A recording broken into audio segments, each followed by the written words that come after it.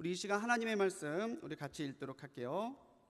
하나님의 말씀은 미가 6장 1절로 8절까지의 말씀입니다. 우리 앞에 제가 찾아놨는데 성경은 1295쪽입니다. 구약 성경 1295쪽 미가 6장 1절로 8절까지의 말씀 우리 한 절씩 교독하고 마지막 8절 합독하겠습니다. 너희는 여호와의 말씀을 들을지어다. 너는 일어나서 산을 향하여 변론하여 작은 산들이 내 목소리를 듣게 하려 하셨나니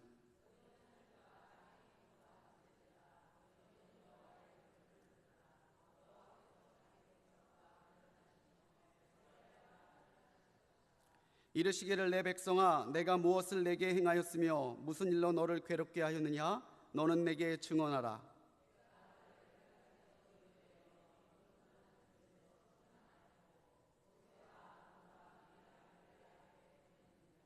내 백성아 너는 모압 왕 발락이 꾀한 것과 부올의 아들 발람이 그에게 대답한 것을 기억하며 시딤에서부터 길갈까지의 일을 기억하라.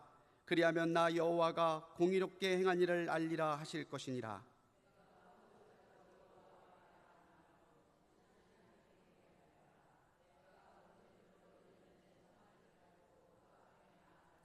여호와께서 천천의 순양이나 만만의 강물 같은 기름을 기뻐하실까?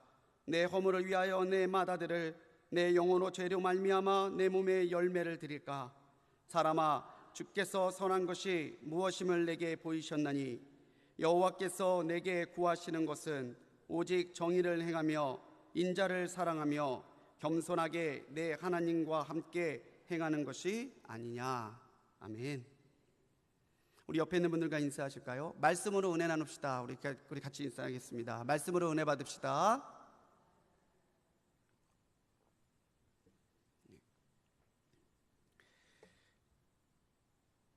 하나님의 은혜가 우리 모든 성도님들과 함께 하시기를 주님의 이름으로 간절히 축원합니다. 여러분 최근에 말씀에 찔리신 경험 있으신가요? 말씀을 읽고 묵상하다가 이 말씀이 정말 나에게 주시는 말씀이구나 하고 받으신 적 있으십니까? 없으시면 회개하시고요.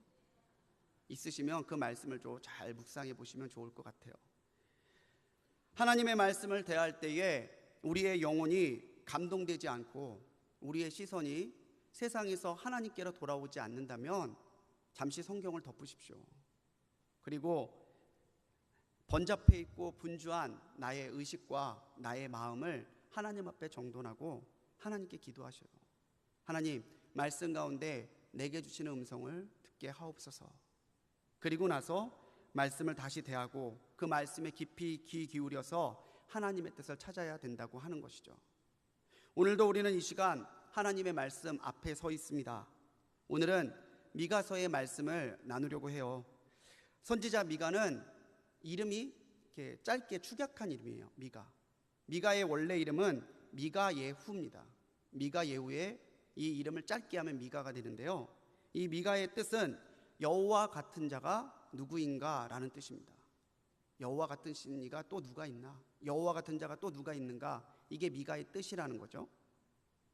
미가는 자신의 이름을 그대로 사용해서 7장 18절에서 선포하고 있습니다. 주와 같은 신이 어디 있으리까? 이게 미가죠. 주가 같은 신이 어디 있으리까? 주께서는 죄악과 그 기업에 남은 자의 허물을 사유하시고 인애를 기뻐하심으로 진노를 오래 품지 아니하시나이다. 이 말씀 그대로 미가는 그 누구도 바라보지 아니하고 그 누구도 높이지 아니하고 오직 한 분, 하나님 한 분만 높이고 있다는 거예요. 오늘 그레이스 찬양대에서도 비길 수 없는 주님의 이름 찬송하셨잖아요. 누가 우리 하나님과 누가 우리 주님과 비교할 수 있고 동등하다고 말할 수 있겠어요? 미가 1장 1절은 미가에 대해서 알려주고 있는 절입니다.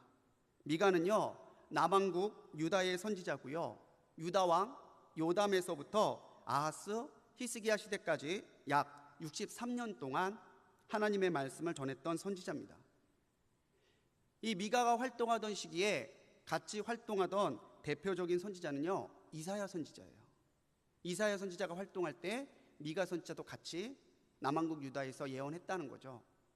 그런데 이 미가가 말씀을 전하는 그때의 상황과 여러 가지 속에서 예언을 했기 때문에 이사야와 미가서는요 내용이 서로 이렇게 공통된 부분이 참 많습니다. 미가 선지자는 모레셋 출신이라고 나옵니다. 이 모레셋은 정확한 지명이 어디인지는 알려져 있지 않지만 대략적으로 예루살렘에서 한 40km 정도 떨어진 촌락으로 추정이 됩니다. 보통 이스라엘 사람들은 사람을 소개할 때에 가문을 소개해요. 가문을 굉장히 중요하게 여기거든요. 그래서 누구의 아들 누구 이렇게 소개를 해요. 이새의 아들 다윗 이런 식으로.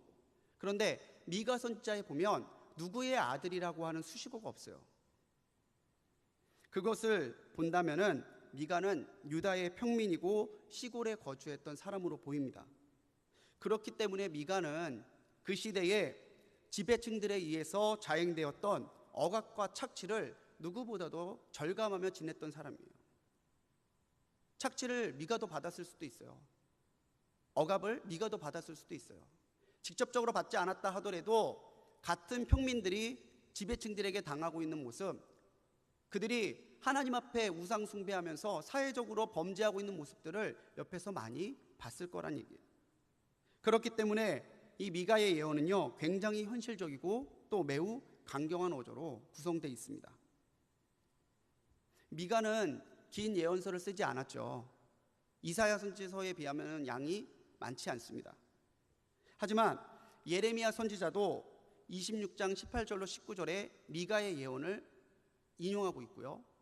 예수님도 마태복음 10장 35절로 36절에 미가의 예언으로 가지고 말하고 있습니다. 그만큼 영향력 있는 선지자가 미가였다는 거죠.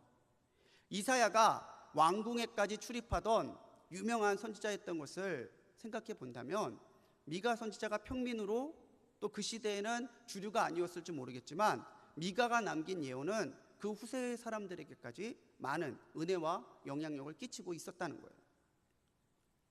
우리가 성경으로 미가를 읽으면 단순한 글 같습니다. 하지만 미가의 예언서를 보면요 많은 문학적인 기법들이 담겨 있어요. 평문도 있고요, 시로 나타내는 운문체도 있습니다. 질문하고 생각하게 한 뒤에 답변을 하게 만드는 문답법도 있고요. 그걸 보면 미가는 무식한 사람은 아니었던 것 같아요. 또한 역사적인 사건들을 즐겨서 인용하고 또 우상 숭배에 대한 강한 거부감을 예언 가운데 나타나고 있는 것을 보면 미가는 철저한 신앙 교육을 받았던 사람입니다. 미가는요 크게 세 단락으로 나눌 수가 있습니다. 1장 1절로 3장 12절까지는요 죄악의 고발과 심판이 주된 예언입니다. 이사야 선지자와 마찬가지로 유다의 환난은 죄의 결과라는 것을 선포했다는 거죠. 4장 1절로 5장 15절까지는요 회복에 대한 예언이에요. 그런데 이 미가 선서에 나온 회복의 예언이 굉장히 중요한 건요 이 회복의 예언 중심에요 메시아에 대한 예언이 담겨 있기 때문에 그래요. 예수님이 오실 것을 예언했던 선지자라는 거죠. 그리고 6장 1절로 7장 20절은 하나님과의 변론을 통해서 이스라엘 백성들, 유다 백성들에게 하나님의 본뜻을 알리고 회개하라고 촉구하는 내용이에요. 이렇게 구성이 됩니다. 이렇게 미가는 그의 일생을 통해서 하나님께서 주시는 말씀을 듣고 분별할 수 있는 지혜와 영성이 있던 선지자고요. 또 그 말씀을 힘주어 선포했던 설교가고 민족의 고난을 같이 부둥켜 안고 고민했던 사람이라는 거죠. 그의 예언은 오늘도 우리의 심령을 깨우는 사자우와 같은 힘과 영향력이 있습니다. 미가가 예언했던 것 그 가운데서 미가는 하나님이 우리에게 원하시는 것 그것에 대해서 말하고 있다는 거죠. 하나님께서 우리 각 개개인에게 원하시는 것은 뭡니까? 우리가 선지서를 바라보면서 해야 될 게 있는데 그게 뭐냐면 신앙의 야성을 회복하는 거예요. 네, 넘겨주세요. 신앙의 야성을 회복하는 거라는 거죠. 말에는요 뉘앙스가 있어요. 같은 말이라도 이 어떻게 말하느냐에 따라서 내용이 달라요. 잘한다. 그럼 잘하는 거죠. 잘한다. 그러면 똑같은 잘한다인데 잘하는 게 아니에요. 이 뉘앙스가 굉장히 중요하죠. 선지서를 대하면서도요 우리가 글로 읽으면 감동이 좀 적어요. 읽기만 하면 그렇다는 거죠. 예언에는요, 피 끓는 선지자들의 그 마음이 담겨 있습니다. 그렇기 때문에 우리는 단순히 선지자의 글말을 읽는 것이 아니라 그 예언을 선포하고 있는 선지자들의 심정에 나의 마음을 맞춰서 공감해야 된다는 거예요. 단순하게 읽으면서 너희는 우상 숭배하지 말라, 이거와 너희가 우상 숭배하는 것이 옳으냐? 하나님께서는 우상 숭배 기뻐하지 않으신다, 이렇게 읽는 것과 다르잖아요. 범죄하지 말아요, 이거와 범죄하지 마십시오, 이거는 다르다는 거죠. 오늘 선지서를 우리가 읽으면서 그냥 그릴 듯이 읽어나가면 우리의 심령에 와닿는 게 없어요. 그런데 선지자들의 마음에 내 마음을 공감해서 읽기 시작하면요, 그 선지자들의 외침이 내 영혼을 울립니다. 나를 깨우고 잠들어 있던 내 신앙의 야성을 깨운다는 거죠. 그래서 오늘 말씀 초반에 여러분들에게 그런 질문을 드린 거예요. 말씀에 찔린 적이 있으십니까? 이 말씀은 정말 내게 주신 말씀이 확실하다고 받았던 말씀이 있느냐? 선지자들의 예언을 대하면서 우리는요, 심장이 뛰어야 돼요. 나의 삶을 돌아보면서 애통해야 되고요, 굳게 다물어 있던 내 입을 열어서 하나님이 우리에게 맡기신 그 말씀을 세상에 토해내듯 선포해야 된다는 거죠. 사람은 쉽게 익숙해져요. 세상을 바쁘게 살면서 그 바쁜 것을 따라가다 보면, 직장에서 일하고 자녀 키우고 생활을 더 안정시키기 위해서 불철주야 뛰다 보면요, 그 분주한 가운데 내 영혼이 점점 잠들어가요. 근데 그 잠들어가는 영혼을 느끼지 못하게 된다는 거예요.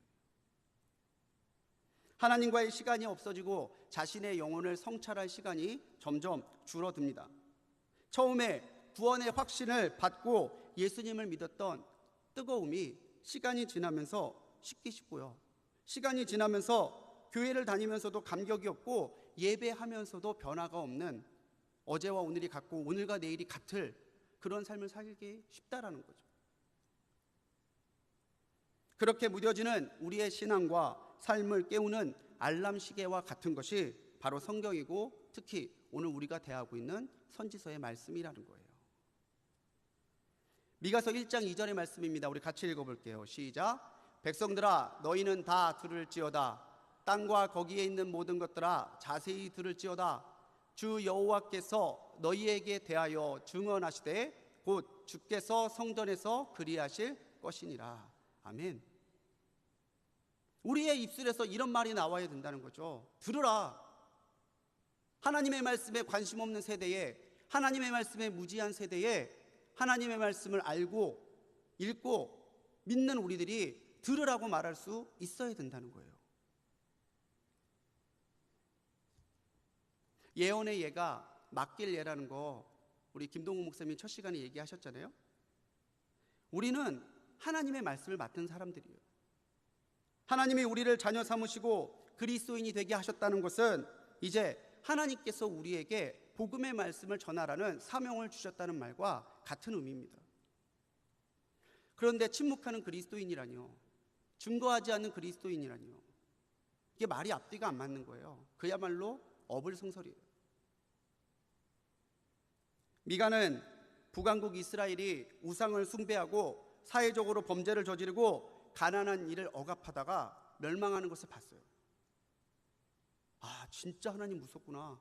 하나님 저렇게 신실하게 믿지 않으면, 믿는다고 하면서도 범죄를 계속 저지르고 회개하지 않으면 끝내 저렇게 치시는구나. 미가는 봤다는 거죠. 그러면서 기대했을 거예요. 남왕국 유다도 북왕국 이스라엘이 멸망하는 그 모습 보고 깨달아야 된다고 생각했을 텐데 남왕국 유다는 깨닫지 못해요. 그들이 했던 것처럼 똑같이 그렇게 살고 그렇게 하고 있어요. 그러면 결과는요, 이스라엘과 똑같겠죠. 남왕국 유다도.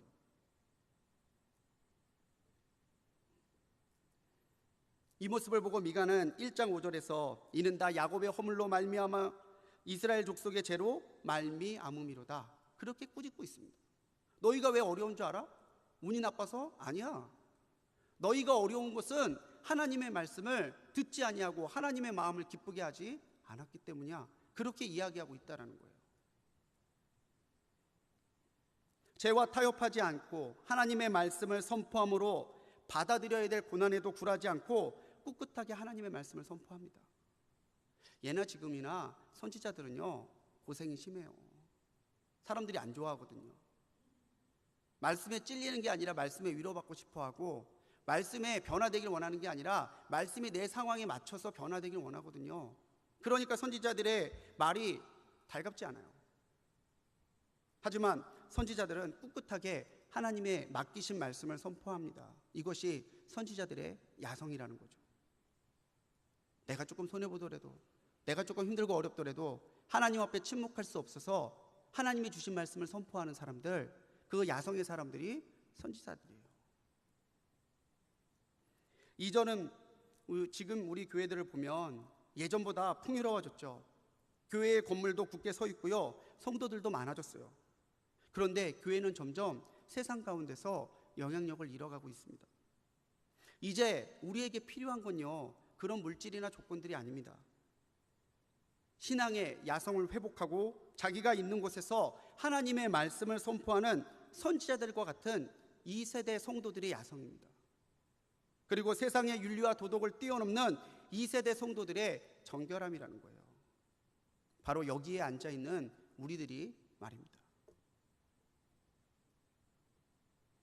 제 친구 목사가요, 3월에 개척했어요. 신학교 때부터 친하게 지냈던 친구 목사인데 몸이 너무 아파갖고 몇 해 동안 목회를 쉬었어요.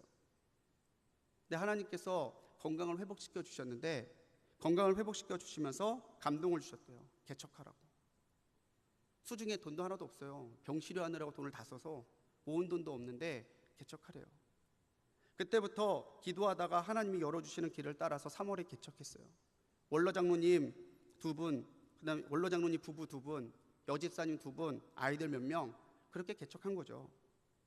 근데 이 목사님이요, 자기 페이스북에 동영상을 하나 올렸습니다.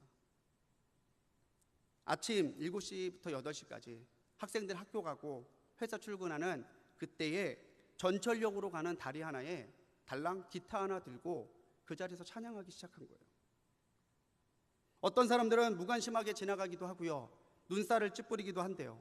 하지만 어떤 믿는 분들은 엄지손가락을 치켜 세우고 격려해주고 지나가기도 하고, 바쁜 시간에 잠시 걸음을 멈추고 같이 자기랑 찬양하다가 가시기도 한대요.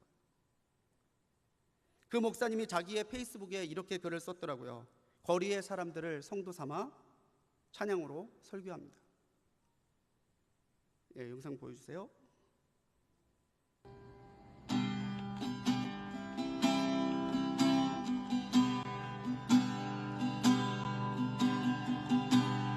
Bless the Lord, my soul,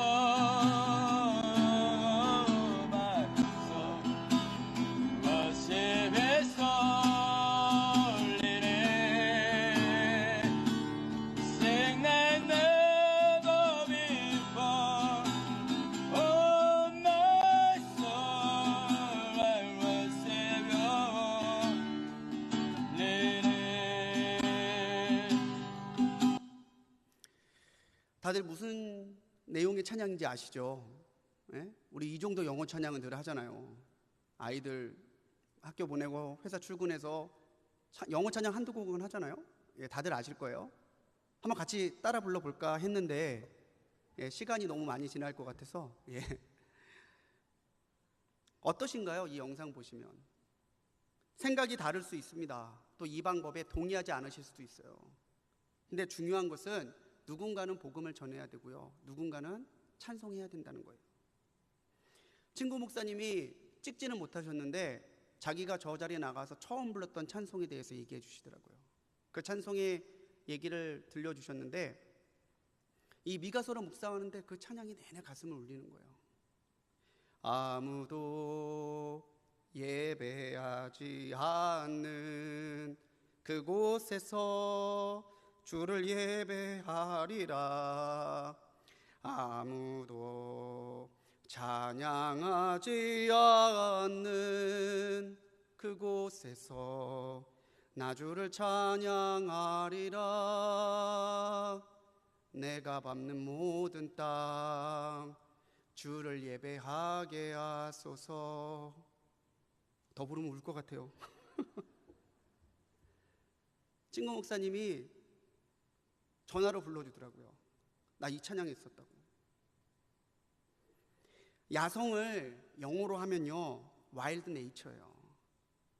본래적으로 가지고 있던, 무엇에 얽매이지 아니하고 구속되지 아니하는. 근데 야성은 어디서 자랄까요? 웰더니스, 광야에서 자랍니다. 광야는 하나님과 나와의 장소죠. 기도의 광야에서 기도가 자랍니다. 말씀의 광야에서 하나님의 말씀이 내게 임합니다. 스디슨 삶의 광야에서 그 삶을 통해 예배하고자 하는 우리의 결단이 자라게 돼 있다는 거죠. 광야라고 해서 사막으로 무조건 나가라는 거 아닙니다. 아무도 것도 없는 들과 들판으로 나가라는 거 아니에요. 내 삶에서 하나님과 만나고 하나님과 접촉할 수 있는 내 삶의 광야로 우리가 나가지 않으면 우리 신앙의 야성은 자라지 않습니다. 우리에게 이 정도의 결단은 있어야 되지 않겠습니까? 아무도 예배하지 않는 그곳에서 나는 예배할 거고, 아무도 찬양하지 않는 그곳에서 나는 찬양할 거다. 시간이 나면이 아닙니다. 시간이 나면이 아니에요. 시간을 내서 우리는 광야로 나가야 된다는 거죠. 기도의 자리에 나가야 하고, 말씀을 펴야 하고, 선택의 순간에 나의 이익과 수치에 잡히는 것이 아니라 하나님의 말씀대로 택하는 거룩한 결단이 우리에게 있어야 된다는 거예요. 미가서는 오늘 자신의 예언을 통해서 그 당시에 잠들어 있던 유다의 백성들과 오늘도 타성에 젖어가는 우리의 심령을 흔들어서 깨우고 있다는 거예요. 그럴 때 익숙함에 빠져 있고 우상에 붙들려 있는 이 세상을 깨울 수 있는 거룩한 야성이 우리에게 나타나는다는 거죠. 유다의 사회와 종교, 그들의 죄와 불의함에 대하여 하나님께 받은 말씀을 자신이 받을 어려움과 고난은 개의치 아니하고 있는 곳에서 증거했던 그 선지자의 야성으로 오늘을 불꽃같이 살아가는 우리 성도님들이 되시기 바랍니다. 미가에서 우리가 볼 수 있는 두 번째 거는요, 그리스도를 향한 믿음입니다. 흔들림 없는 믿음이에요. 그리스도를 향한 흔들림이 없는 믿음. 대부분의 사람들이요, 객관적인 진리에는 동의합니다. 하나님이 천국을 만드셨다는 것을 믿습니까? 그럼 아멘합니다. 예수님을 믿는 믿음으로 천국 갈 수 있음을 믿으십니까? 그럼 아멘합니다. 그런데 객관적인 진리를 주관적인 진리로 말하면 머뭇거려요. 지금 당신이 죽으면 천국 갈 수 있습니까? 성도는 하나님을 기쁘시게 하는 사람입니다. 아멘, 그럽니다. 당신의 삶은 지금 하나님을 기쁘시게 합니까? 그러면 못해요. 흔들려서는 안 된다라는 거죠. 우리가 우리를 자꾸 보니까 흔들리는 거예요. 상황을 보니까 흔들리는 거예요. 우리가 흔들리지 않으려면 흔들리지 않으시는 주님을 믿는 믿음이 우리에게 있어야 된다는 거죠. 대부분의 선지자들이 그렇듯 유다를 향한 경고와 질책에는 그들의 회복을 간절하게 바라시는 하나님의 본심이 담겨 있습니다. 경고를 말하고 징계를 말하지만 하나님의 본심은 그들이 돌이켜서 하나님 안에 있는 은혜를 누리고 회복되기를 원하신다는 거예요. 하나님의 그런 마음을 전하신 분이 누구예요? 바로 예수 그리스도시죠. 예수님은 하늘의 보좌를 마다하시고 우리를 구원하시기 위해서 십자가의 잠마저도 기꺼이 마서 주셨습니다. 그분으로 인해 우리는 죄의 저주를 끊고요, 영생을 누리게 됐습니다. 그래서 우리가 오늘 그리스도인이라는 이름으로 살게 되는 거예요. 미가는 여러 상징적인 이미지들을 통해서 말씀을 강력하게 증거했던 선지자죠. 이 구속사적인 관점에서 미가서가 매우 중요하다고 앞서도 말씀드렸는데, 이 미가서에 예수님의 베들레헴 탄생이 기록되어 있습니다. 5장 2절의 말씀이죠. 베들레헴 에브라다야, 너는 유다 족속 중에 작을지라도 이스라엘을 다스릴 자가 내게서 내게로 나올 것이라. 그의 근본은 상고의 영원에 있느니라. 미가 5장 2절의 말씀입니다. 이 말씀은 마태복음 2장 5절로 6절에서 성취가 되죠. 베들레헴에서 예수님이 태어나시잖아요. 동방의 박사들이 별을 따라 예루살렘에 왔을 때 그 소동을 보고 헤롯 왕이 박사들에게 묻잖아요. 이스라엘의 왕이 어디서 나냐고. 그때 대제사장들과 서기관들이 말씀을 인용했던 부분이 바로 이 미가 5장 2절의 말씀입니다. 미가는요, 주님이 오시기 전에 약 700년 전의 사람이에요. 그런데 이미 그는 믿음으로 하나님께서 메시아를 보내실 것을, 그리고 그 메시아를 통해서 온 인류가 구원될 것을 바라보았던 사람이라는 거예요. 또 믿고 선포했던 사람이라는 거죠. 에브라다는 베들레헴의 옛 이름이에요.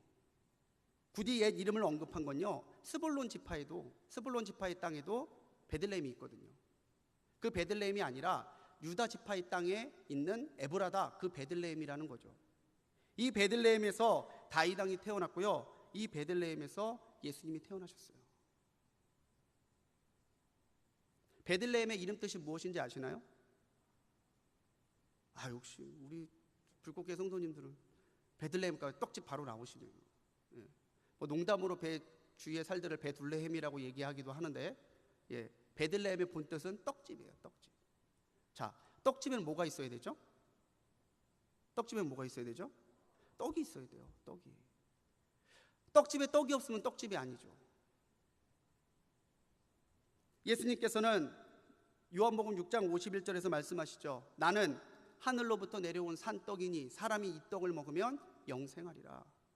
떡집에 떡이신 예수님이 오셨기 때문에 베들레헴이 떡집으로서의 가치가 있는 거예요. 이 말은 뭡니까? 오늘 우리 삶에도 주님이 오셔야 우리 삶에 바른 의미가 있고, 우리가 목적을 혼동하지 아니하고 바른 방향으로 나갈 수 있다는 거예요. 늘 우리가 그래서 보아야 되는 게 뭐예요? 내 안에 예수님이 계시는지를 봐야 되는 거죠.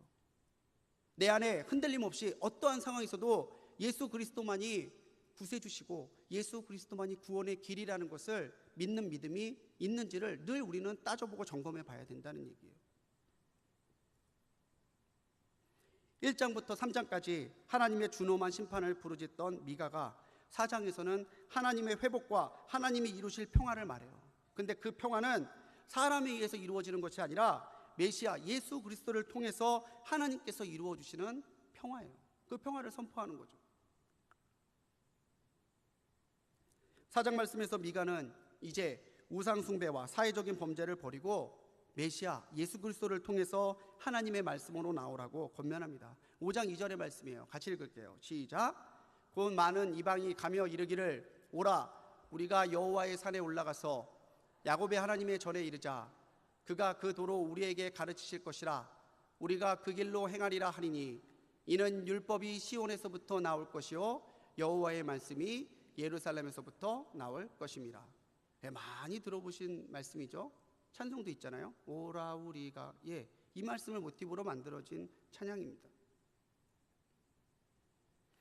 말씀으로 나오래요. 근데 말씀이 육신이 되신 분이 누굽니까? 말씀이 육신을 입고 오신 분이 예수님이시죠. 예수님만이 우리에게 하나님의 말씀을 바로 보이시고 가르치실 수 있는 분이라는 겁니다. 그렇기 때문에 우리는 예수님을 믿어야 되고요, 예수님만을 믿고 찬송하는 그 사람이 바로 그리스도인이에요. 교회 다닌다고 그리스도인 아닙니다. 종교란에 자기가 기독교라고 적는다고 해서 그리스도인 아닙니다. 그 심령에 부인할 수 없는 예수님에 대한 사랑과 확신과 고백이 담겨 있어야 그 사람이 진짜 그리스도인이라는 거예요. 4장 5절의 말씀에서 미가는 뭐라고 이야기하냐면요, 만민이 각각 자기의 신의 이름을 빙자하여 행하되 오직 우리는 우리 하나님 여호와의 이름을 빙자하여 영원히 행하리로다 라고 말합니다. 그러니까 세상 사람들과 하나님을 믿는 사람의 구분점은 딱 하나입니다. 믿음이에요. 세상 사람들은 자기의 신, 그게 우상이든 그게 물질이든 권력이든 세상의 조건이든 자기가 중요하게 여기는 것을 따라 살겠지만, 우리는 오직 하나님 여호와의 이름을 빙자해서 그 이름을 말미암아서 살아가야 된다는 거예요.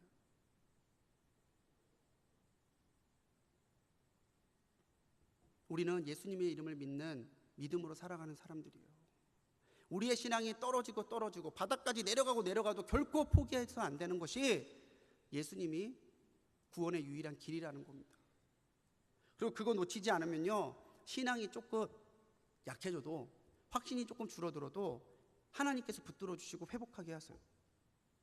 내가 지금은 신앙이 옛날 같지 않지만 그래도 주님께서 지금도 살아계시고 나를 사랑하시고 나를 위해 죽어주셨고 그분을 믿는 믿음으로 나는 구원받을 거야라는 확신만 놓치지 않고 있다면 하나님께서 다시 그 신앙을 불일 듯 일으켜 세워주실 거란 얘기예요.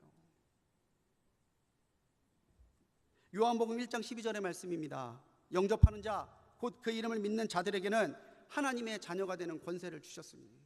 뒤집어 볼까요? 하나님의 자녀가 되는 권세는 어떻게 받는 거예요? 주님의 이름을 믿고 주님을 영접하는 것으로 받는 거예요. 여러분들에게 물어볼까요? 예수 그리스도를 믿으십니까? 결코 놓치지 마십시오. 자꾸 다른 사람이 예수님이라고 믿는데 미혹되면 안 돼요.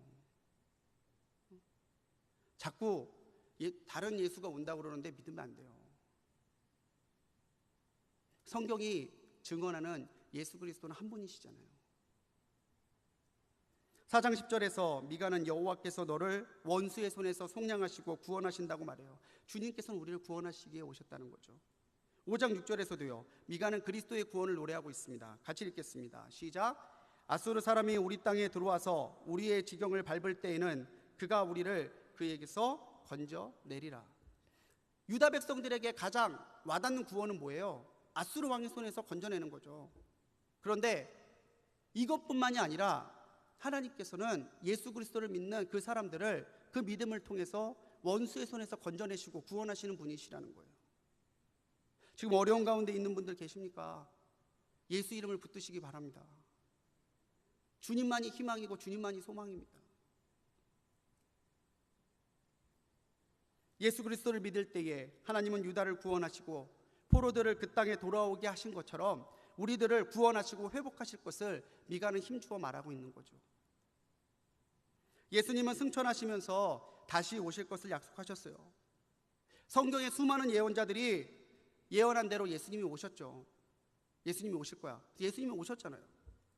근데 다시 오신다는 약속은 누가 하셨어요? 누가 약속했어요? 내가 다시 온다고. 예수님의 약속이에요.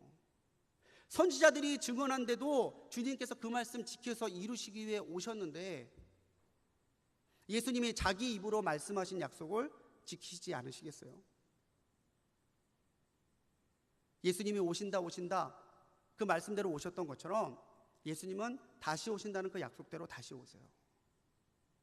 그것을 우리는 재림신앙이라고 부르잖아요. 언젠가 주님께서 오시면 나의 억울함도 나의 눈물도 닦아주십니다. 언젠가 주님이 오시면 아무리 좋은 것도 아무리 귀한 것도 이 세상은 아무런 의미가 없어요.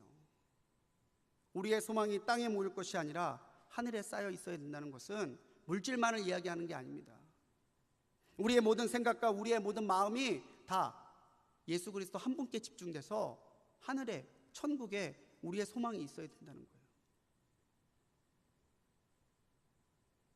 예수님이 처음 오신 것이 속죄와 구원을 위한 것이었다면요, 예수님의 다시 오시는 것은 심판을 위한 거예요. 믿는 자에게는 은혜로 갚아주시고 믿지 않는 자는 심판하시는 하나님의 공의와 사랑이 동시에 나타나는 그 완성의 날 심판을 이루시기 위해서 주님께서는 오신다는 거죠. 하나님의 심판을 예언하며 유다 백성들을 깨우기 위해 예언했던 미가처럼 다시 오신다는 약속을 붙들고 살아가는 우리도 주님이 오실 것을 예언해야 되고요, 주님이 오실 것에 대해서 이 세상 사람들에게 증거하고 선포해야 된다는 거죠. 5장 10절로 15절에서는요 미가는 예수님이 오시면 우상을 무너뜨리고 복술과 점쟁이를 없애시고 불의한 나라를 진노와 분노로 갚으실 것이다라고 선포해요. 근데 참 놀랍지 않습니까? 이런 놀라운 일이, 이런 엄청난 일이 일어나는데 예수님의 이름을 믿는 믿음이 있는 사람은 하나님이 기억하시고 구별하시고 구원하신다는 거예요. 오늘 우리에게 진짜 문제는 예수님을 하나님으로 정말로 인정하고 받아들이는 믿음이 있느냐는 거예요. 그분이 내 근심과 걱정을 거두어 가실 수 있는 하나님이심을 믿는 믿음이 우리에게 있냐는 거죠. 나의 부족함, 나의 죄에게도 불구하고 나를 구원하고 나를 살리실 수 있는 능력이 우리 예수님께 있는지를 믿느냐, 그게 더 큰 문제라는 거죠. 이 믿음만 있다면 우리는 주님과 깊이 바르게 연결될 수 있다는 거죠. 제가 몇몇 분들한테는 한번 해드렸던 얘기인데, 전도사 때 이 아동부 부장 선생님한테 전화할 일이 있었어요. 전화를 딱 했는데, 집으로 전화를 했는데 우리 부장님 5살 딸이 전화를 받는 거예요. 여보세요? 그러고 유나야, 엄마 안 계시니? 네. 엄마 시장 가셨는데요? 그러는 거예요. 아, 그럼 다음에 걸어야 되겠네. 그런데 혹시나 해서 제가 물어봤어요. 우리 미나 엄마 전화번호 아니? 그랬더니 애가 자신감 있게 얘기해요. 엄마 전화번호 알아요. 그러면서 아, 역시 똑똑한 애는 다르구나. 그래서 전화번호 보니 1번 꾹 눌러요. 그러는 거예요. 1번 꾹 누르면 엄마한테 연결이 된대요. 뭐 010 뭐 이거 몰라도 되는 거죠. 그냥 1번 누르면 엄마랑 연결되는 거예요. 한참 웃으면서 끊었는데 그게 계속 맴돌아요. 1번 꾹 눌러요.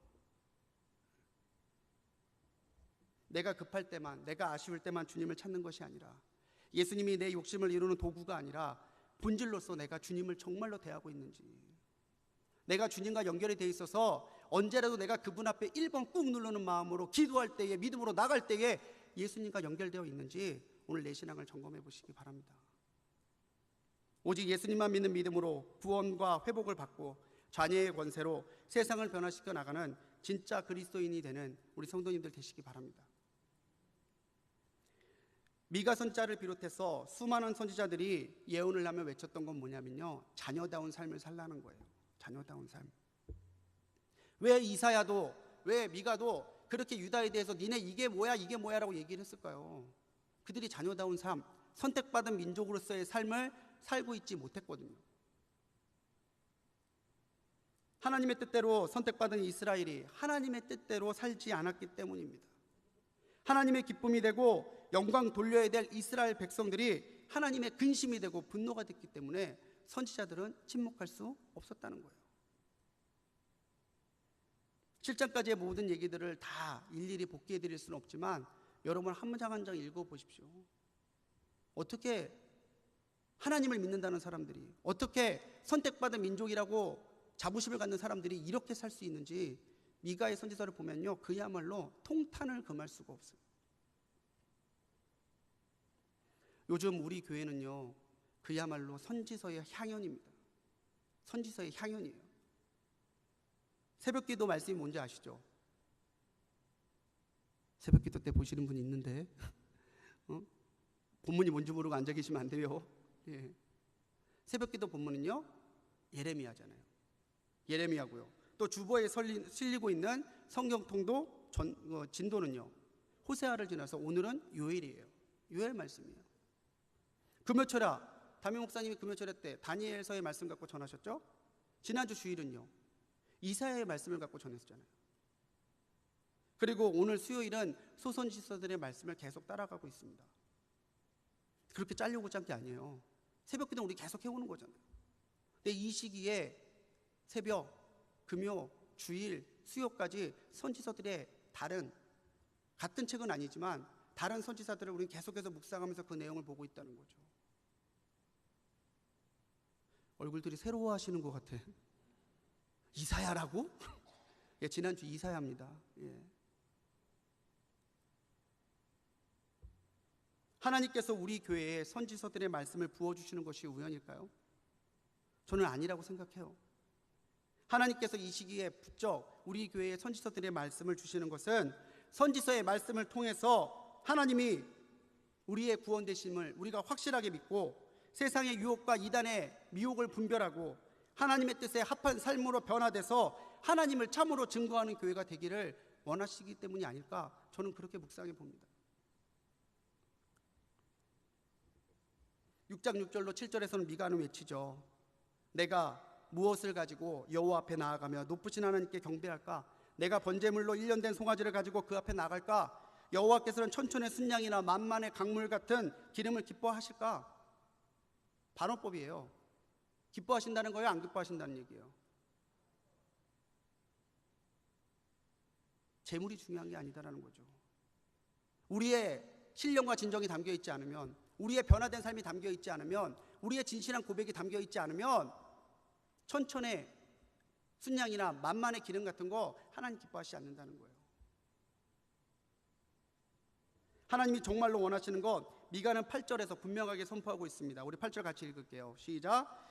사람아, 주께서 선한 것이 무엇임을 내게 보이셨나니 여호와께서 내게 구하는 것은 오직 정의를 행하며 인자를 사랑하며 겸손하게 내 하나님과 함께 행하는 것이 아니냐. 잠깐만 띄워주세요. 색깔로 칠해드렸어요. 하나님이 원하시는 거예요. 정의를 행하는 거예요. 인자를 사랑하는 거예요. 겸손하게 하나님과 동행하는 거예요.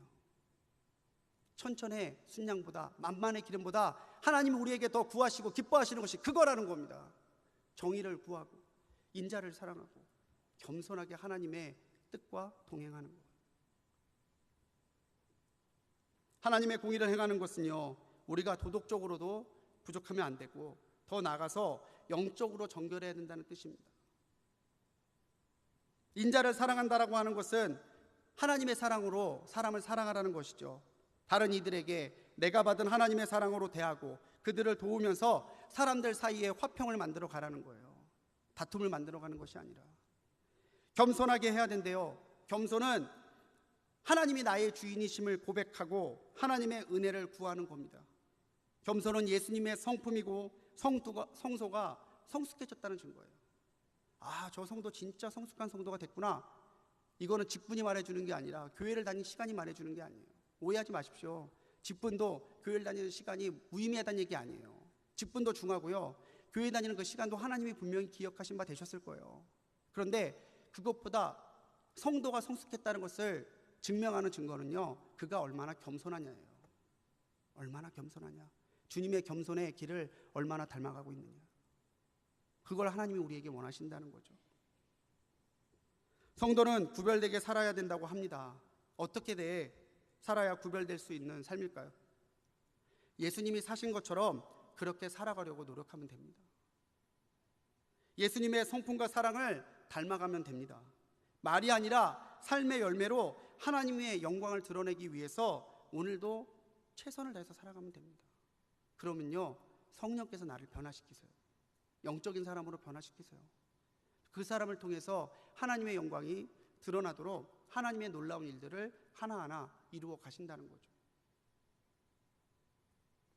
구원받은 자녀답게 하나님께 찬송과 영광을 드리는 우리 성도님들이 되십시오. 7장 7절에서 미가는 고백하고 있습니다. 오직 나는 여호와를 우러러보며 나를 구원하시는 하나님을 바라보나니 나의 하나님이 나에게 귀를 기울이시리로다. 유다 사람들이 범죄하고 유다 사람들이 자기의 이익을 위해서 사회적으로 범죄하고 타락하는 그 과정에서도, 우상을 숭배하는 영적인 혼탁한 가운데서도요, 미가는 하나님을 우러러보며 나를 구원하시는 하나님을 바라보고 있겠다고 결단하고 있는 거예요. 이게 미가가 자기 자랑하려고 쓴 것 같으세요? 나는 이래, 너희랑 달라, 이러려고 적은 것 같으세요? 아니요.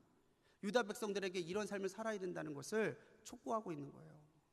하나님만 바라보라고, 하나님의 자녀다운 삶을 살라고, 하나님의 분노가 아니라 하나님의 기쁨이 되라고 미가는 권면하고 있는 거죠. 7장 9절을 쉬운 성경으로 찾아보니까 이렇게 번역을 해놨더라고요. 우리 가진 성경이 아니라 쉬운 성경으로 보면, 내가 여호와께 죄를 지어 주께서 노하셨다. 그러나 주는 법정에서 나를 변호하시며 나를 위하여 의로운 판결을 내려주실 것이다. 주께서 나를 빛으로 이끄시며 내가 주께서 의롭게 하신 일을 볼 것이다. 9절 말씀을 쉬운 성경은 이렇게 번역하고 있다는 거예요.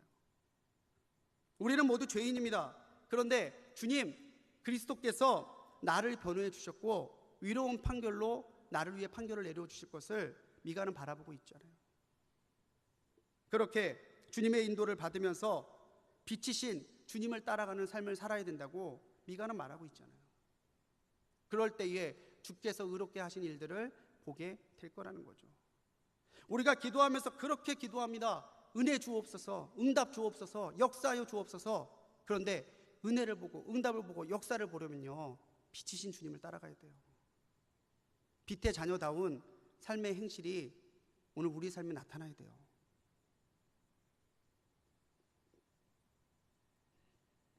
주님이 우리를 변호하셨다면 이제 우리가 주님을 변호해 드려야 되잖아요.